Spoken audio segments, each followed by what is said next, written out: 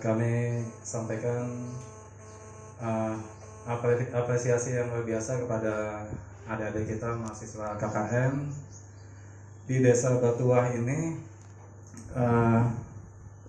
Karena yang kami lihat sebelum-sebelumnya kegiatan KKN ini sangat monoton sekali.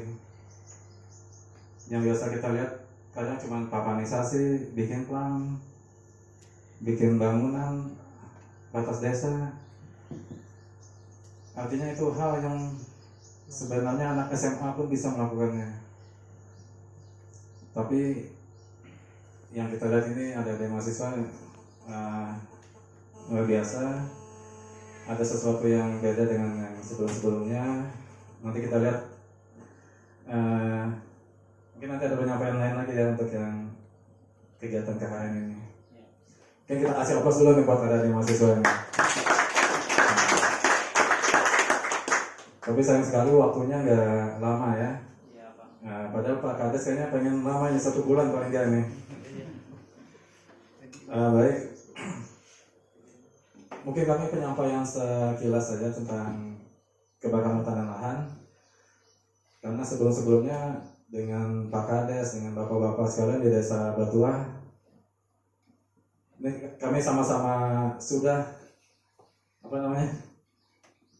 berkecimpung dalam kegiatan pengendalian kebakaran hutan dan lahan di wilayah Desa Batuah. Oke.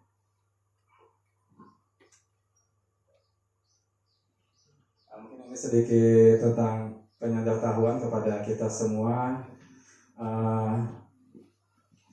akan pentingnya kelestarian lingkungan dan betapa bahayanya ini Pak untuk kebakaran hutan dan lahan. Jadi untuk di wilayah Desa Batuah ini kita juga, kalau dari kami bidang kehutanan itu ada yang namanya kawasan hutan ya.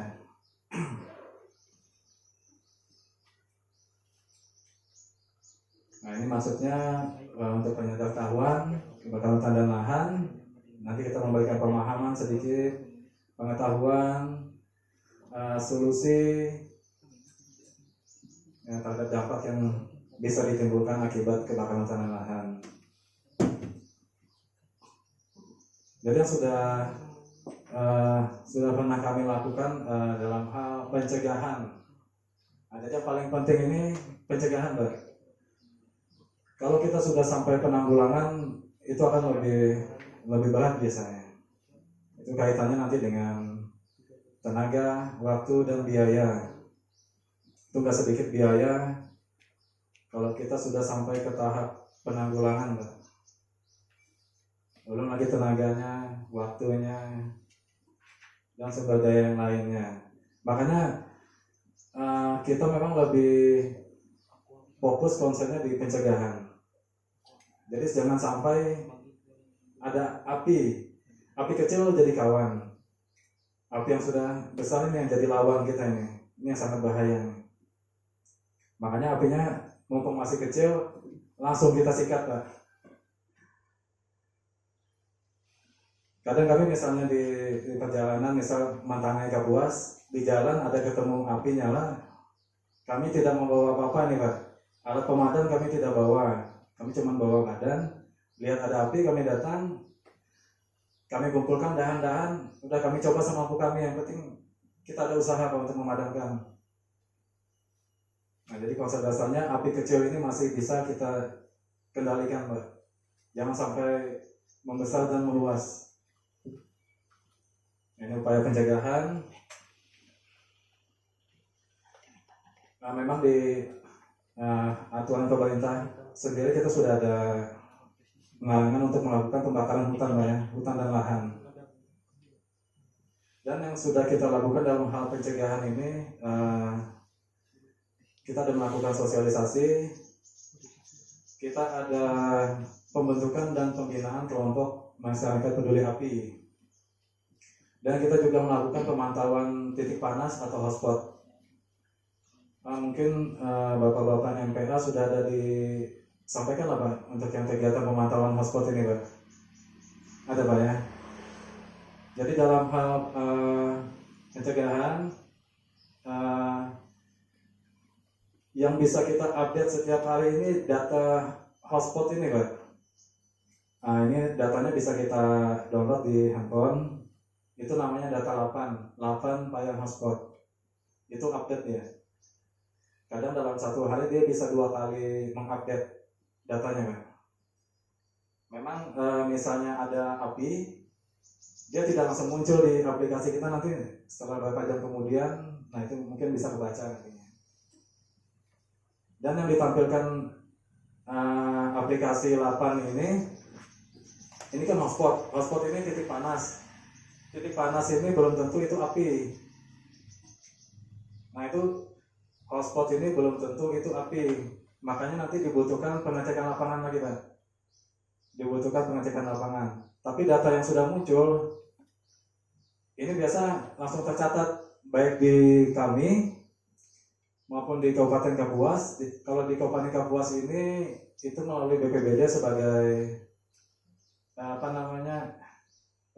induk yang tim posko bencana Kabupaten Kapuas. Nah, itu termasuk salah satunya kebakaran hutan dan lahan. Jadi data ini masuk di kami, masuk di Kabupaten Kapuas, dan masuk di provinsi itu melalui Dinas Kehutanan Provinsi dan sampai ke Kementerian Lingkungan Hidup dan Kehutanan di pusat sana, Pak. Jadi misalnya ada nanti siang, misalnya ini jam 12 misalnya ada api di wilayah Desa Batua, nanti jam 3 jam 4 mungkin datanya bisa sudah sampai, Pak, di tempat kami maupun sampai ke pusat sana. Nah, jadi biasanya kalau sudah ada info hotspot ini semuanya pada heboh nih, Pak. Tapi kan data hotspot ini ada confidence-nya atau tingkat kepercayaan.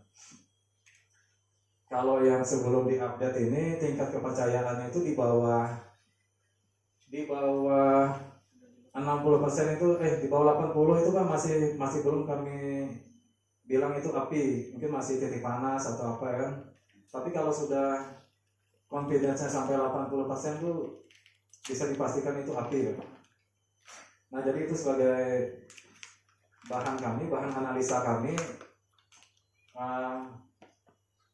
Kalau misalnya dalam satu waktu itu cuma ada 1 atau 2 hotspot itu masih sangat mudah buat ditanggulangi, Pak. Tapi bila dalam satu waktu itu udah sporadis hotspotnya di mana-mana, nah ini kita yang sangat pusing dapatnya. Makanya dalam hal pengendalian dan penanggulangan, artinya kan kita ada keterbatasan juga. Makanya apabila sudah KPHL misalnya ataupun BPBD ataupun provinsi sudah tidak mampu lagi, Pak, biasanya akan dibantu dengan heli waterbombing.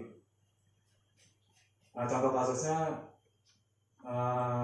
itu yang sering ada kegiatan waterbombing itu di wilayah Dadahuk dengan di Mantangai. Tapi paling banyak itu di Dadahuk biasanya, Pak. Di Mantangai ini itu diakibatkan oleh akses yang cukup jauh dan sangat sulit dijangkau, Pak. Kita bulan apa itu yang ke wilayah Garaha Inti Jaya itu. Oh, itu. Jadi di sana ada hotspot, Pak. Jadi dengan adanya hotspot ini otomatis kami harus melakukan pengecekan, Pak.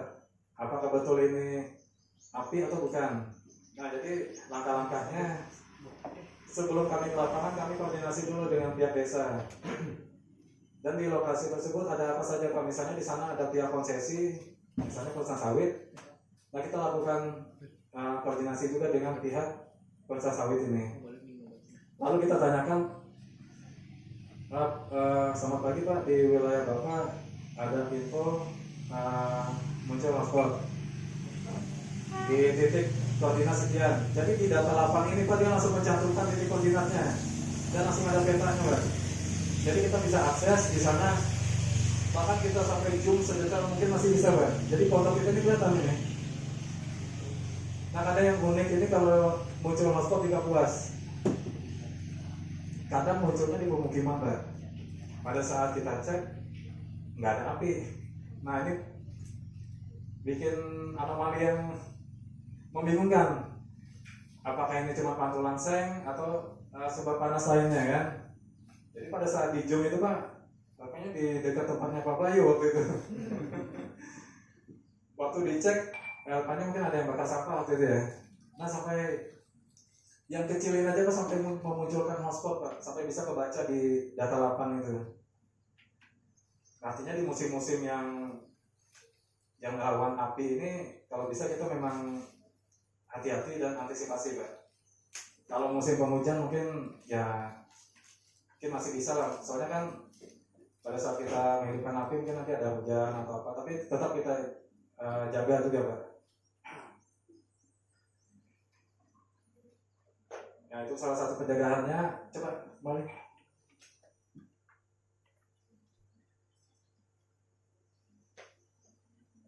Nah ini selain memantau hotspot tadi kita melakukan patroli. Nah jadi setelah kegiatan ini mohon izin Pak Kades, nanti kami dan teman-teman seperti biasa akan melakukan kegiatan patroli ya. Mungkin nanti teman-teman KKN misalnya tidak sibuk, ada yang mau ikut, silakan. Nah, biasa kita lakukan kalau kami bidang kehutanan, karena di wilayah desa Batuah ini ada kawasan hutan, nah biasa kami melakukan patroli sampai di wilayah kawasan hutannya.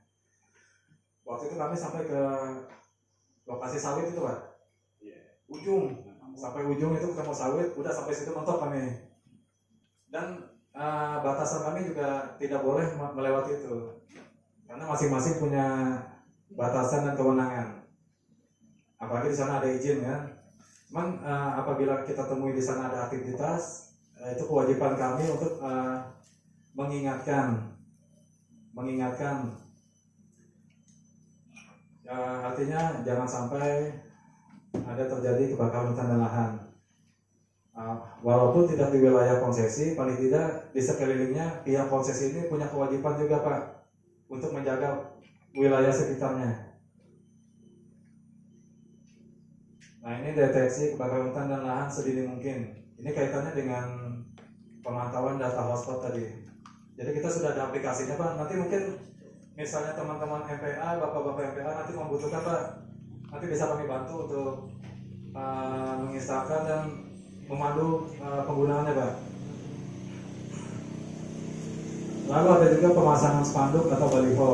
Nah ini di sini ada kami pasang juga Pak, papan himbauan. Ada dua titik kalau nggak salah. Tapi yang masih bertahan cuma satu titik Pak. Satu titiknya udah tumbang kayaknya. Oke. Lanjut. Nah ini dampaknya. Jadi ada sebab, ada akibat. Nah itu. Salah satunya rusaknya ekosistem. Kalau di tempat kita ini ekosistem yang paling mendominasi kira-kira apa Pak? Di tempat kita Pak yang punya ciri khas.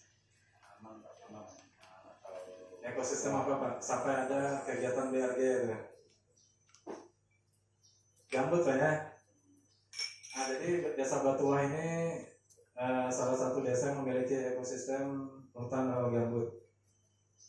Dan kemungkinan di sini juga termasuk gambut tebal Pak. Di kita juga ada datanya.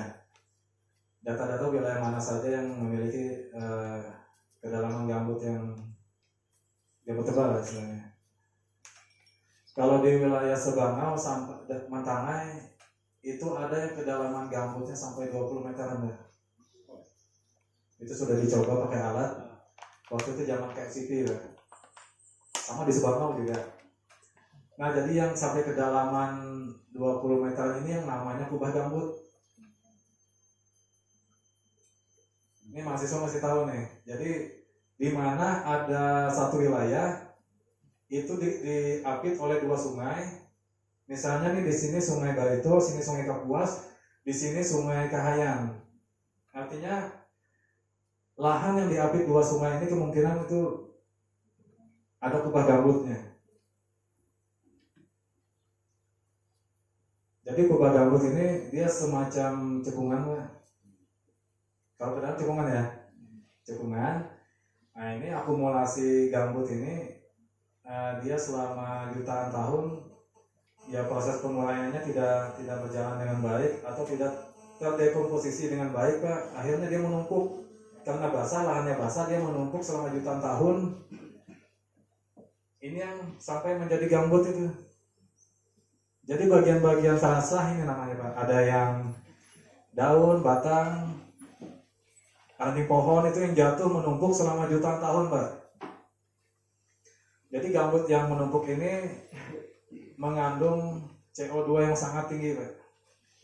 Nah makanya apabila terjadi kebakaran hutan dan lahan, gambutnya habis, jadi itu pelepasan CO2 yang sangat tinggi Pak. CO2 ini kan karbon dioksida. Karbon dioksida ini yang kita hembuskan itu Pak. Kalau kita kan bernapas menghirup oksigen, mengeluarkan napas itu CO2 atau karbon dioksida. Nah sedangkan gambut ini banyak sekali mengandung CO2. Jadi itu sangat bahaya sekali juga Pak. Belum lagi nanti kaitannya dengan hidrologinya. Apabila gambut ini sudah mengalami pembakaran, ini gambut ini kan sifatnya sama seperti spon Pak. Spon yang biasa kita bisa basuh itu Pak. Spon itu apabila gambut ini sudah mengalami kekeringan Pak, dia akan fobia. Yang dulunya kalau spon kan kena banjir langsung menghisap Pak ya, menampung kan, sifatnya menampung. Tapi kalau gambut Pak, kalau sudah kena api Pak, lama-kelamaan sifat kayak spon ini akan hilang. Jadi dia akan fobia apabila ada sifat menampung airnya akan hilang nanti Pak. Jadi apabila ada air pasang segala macam dia akan biasa aja. Karena sifat sponnya sudah hilang. Nah itu salah satu yang harus kita jaga juga, dia menampung. Jadi selain CO2 tadi, dia juga menampung air tadi Pak. Nah itu karakteristik gambutnya. Dan ada juga yang bilang gambut ini lahan yang tidak cocok untuk pertanian. Betul nggak itu Pak? Ada mahasiswa, betul nggak lahan gambut ini tidak cocok untuk pertanian? Atau tanahnya tidak subur? Iya. Betul nggak? Betul nggak?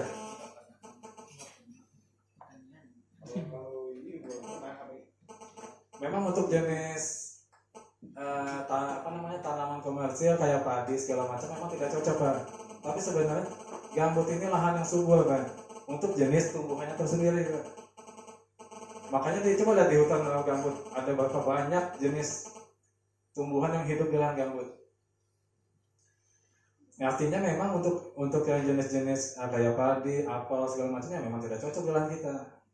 Dan itu kadang yang kita paksakan Pak. Jadi hal-hal yang dari pusat misalnya pemerintah kan dipaksakan ya, mesti buka PLG misalnya, mesti tanam padi segala macam, dipaksakan di lahan gambut.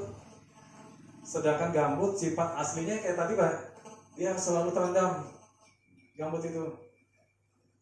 Jadi pada saat 96 atau 97 Pak yang PLG Pak, itu kan habis itu dibelah ya. Nggak tahu apakah wilayah sini ada juga lah Pak? Ada Pak ya? Kok dibelah tuh saking luasnya belahannya. Nah mulai di situ mulai bencana kebakaran hutan dan lahan ini Pak. Di situ mulai yang disampaikan Pak Kades tadi, mulai tahun 97-an Pak ya sampai 2015 itu awal mula bencana kita ya Pak. Jadi tujuan mereka membelah ini kan supaya mengeringkan gambut ini Pak ya. Nanti kan dibikin pemukiman di sana, tanam padi segala macam. Hasilnya gimana? Yang mungkin yang bisa kita lihat saat ini lah. Mungkin yang cocok untuk padi mungkin wilayah Belanti, wilayah Batagor, Kapuas Kuala gitu cocok. Tapi kalau udah yang wilayah yang gambut tebal itu Pak memang cukup sulit juga. Nah itu mungkin salah satu latar belakangnya asal mula musibah kita ini. Ini dampaknya tadi. Jadi bagi pemerintah itu Pak, api ini masih belum jadi bencana. Yang jadi bencana itu kabutnya, asapnya itu, asap yang dihasilkan akibat kebakaran hutan dan lahan. Itu kan sangat mengganggu sekali Pak. Kadang kita bisa bikin sesak napas, sampai mengganggu penerbangan biasanya Pak. Itu yang jadi bencana nasional itu ya kabut asapnya itu. Makanya kata negara tetangga, silakan aja kalian apa namanya bakal tanah lahan tapi asapnya jangan ke sini katanya. jadi bencana ini asapnya, Pak. Nah, nanti ada kaitan juga dengan perubahan iklim. Ini perubahan iklim ini skalanya udah skala global, Pak. Jadi bukan skala tingkat desa lagi. Salah satunya pemanasan global. Yang kita takutkan itu, Pak, mencairnya es di kutub. Kan ada kutub selatan dan kutub utara ya. Itu sana di sana tuh es semua, Pak. Itu aja setiap tahun sudah ada penurunan, Pak. Jadi esnya, lapisan esnya sudah mulai mencair, Pak. Itu yang sangat kita takutkan itu. Apabila itu sampai pencairannya tinggi, itu banyak sekali negara yang tenggelam nanti. Ini kaitannya dengan gangguan ekonomi juga. Gangguan ekonomi sampai ke pendidikan. Anak-anak kalau sudah musim kabut, kadang nggak bisa sekolah juga, Pak. Kami pun sempat mengalami itu. Waktu masih SD aja udah kabut zaman kami itu. Jarak pandang mungkin dari sini sampai ke masyarakat ini udah nggak kelihatan lagi. Nah, itu gangguan ekonomi, mungkin ya usaha dagang apa segala macam. Coba lanjut. Nah, ini penanggulangan. Mungkin mengenal sifat api, Pak ya. Jadi sifat api ini kan ada dengan istilah segitiga api. Jadi komponen-komponen sehingga terciptanya api. Di situ ada apa aja? Sumber api, bahan bakar dan oksigen. Ini 3 komponen ini, Pak. Jadi penyebabnya 3 komponen ini. Dan yang kita antisipasi juga mungkin menghilangkan salah satu komponen ini, Pak. Dalam hal kita menanggulanginya. Misalnya dalam skala yang kecil dalam gedung ini misalnya. Supaya kita cepat menanggulangi api, apa yang kita hilangkan, Pak, di sini, Pak? Misalnya dalam gedung. Bisa kita hilangkan oksigen, Pak. Oksigennya mungkin nanti pakai gas atau apa gitu ya. Kalau di hutan ini kan paling banyak yang semak-semak yang semak-semak itu, Pak. Itu salah satu ini juga nih. Salah satu bahan bakarnya, Pak. Mungkin itu yang bisa kita hilangkan atau kita bikin sekat atau kita bikin galian supaya apinya tidak sampai ke situ, Pak. Dan sumber apinya.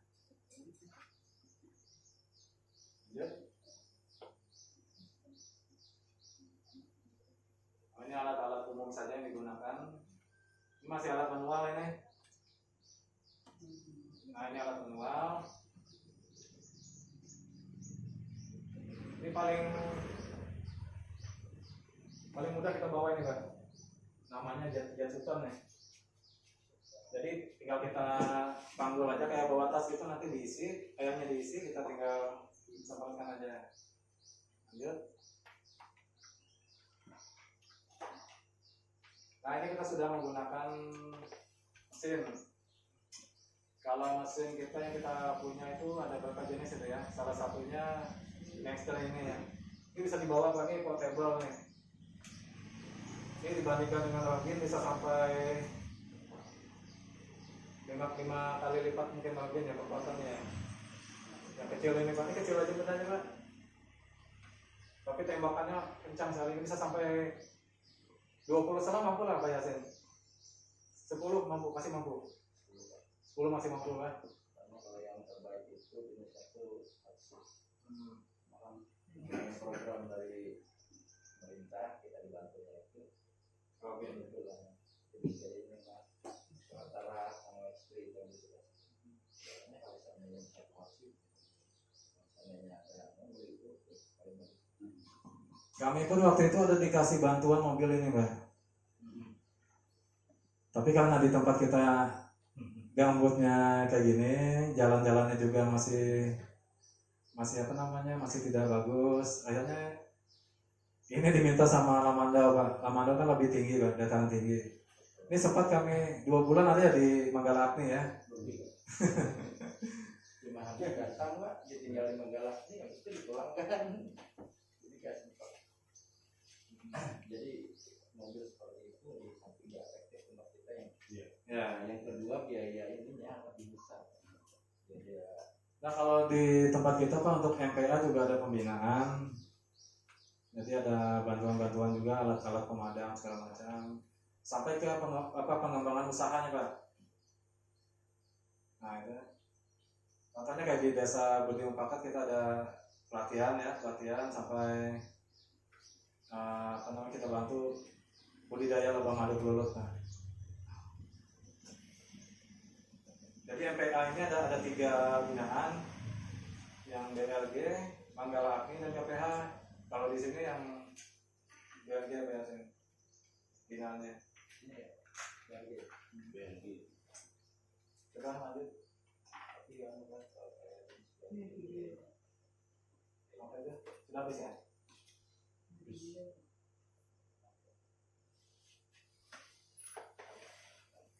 Kalau untuk teknis pemadaman, saya rasa bapak-bapak sekalian udah tidak masalah, juga sudah pengalaman lah ya.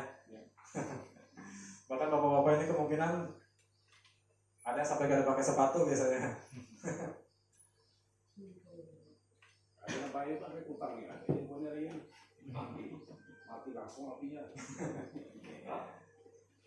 Panas yang berbahaya. Nah, itu ada videonya kan?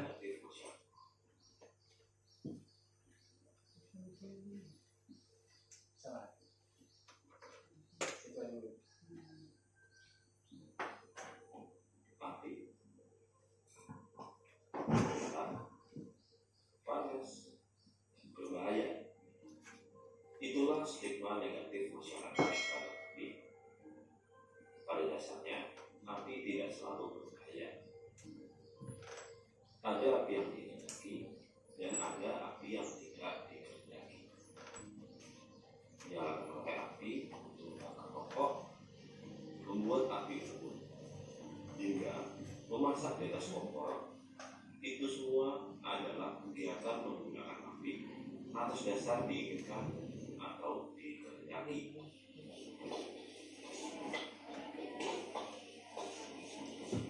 Sedangkan api yang tidak dikehendaki merupakan api yang tidak terkontrol, tidak terkendali, dan yang pasti tidak dikehendaki. Contohnya adalah kebakaran. Dimakan ya. Makan ya. Kebakaran sendiri merupakan api yang tidak terkendali, sehingga berpotensi menyebabkan kerugian. Terus lainnya ada. Iya. Di dalam Dimakan. bukan saja mate dari Australia, Ada teh juga nih Pak, kalau mau Pak. Makan selain terus ini sama tapi lebih tepat ya, menurutnya biodiversity sampaikan.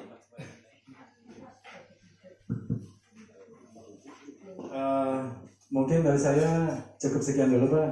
Nanti akan ditambahkan sama Pak Abdul Yasin. Nanti penjelasan lebih detailnya di Pak Yasin nanti apabila ada sesi tanya jawab silakan saja Pak ya. Selanjutnya saya kembalikan ke moderator.